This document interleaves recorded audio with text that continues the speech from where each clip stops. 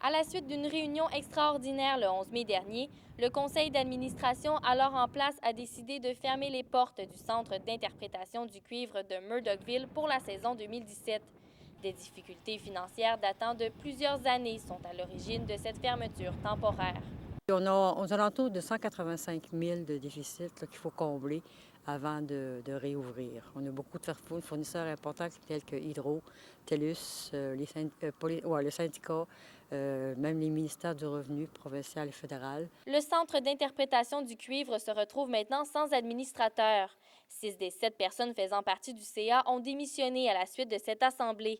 La mairesse croit que la conclusion de fermer les portes était une bonne décision. Avec le déficit accumulé de cette envergure, il ne pouvait pas faire autrement.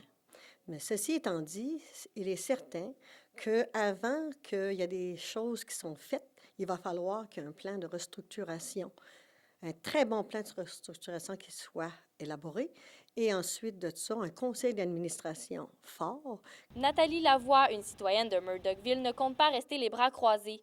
Elle est l'investigatrice de 2 pétitions. L'une en ligne est envoyée à la ministre du Patrimoine canadien et celle qui circule dans la ville sera remise à la députée fédérale de la région, Diane Leboutillier. Pour un village comme Murdochville, si le centre d'interprétation du cuivre n'est pas ouvert pour les visites, les retombées économiques vont être très, très importantes. Pour tout le monde qui habite ici, là, on a déjà perdu la mine en 2002.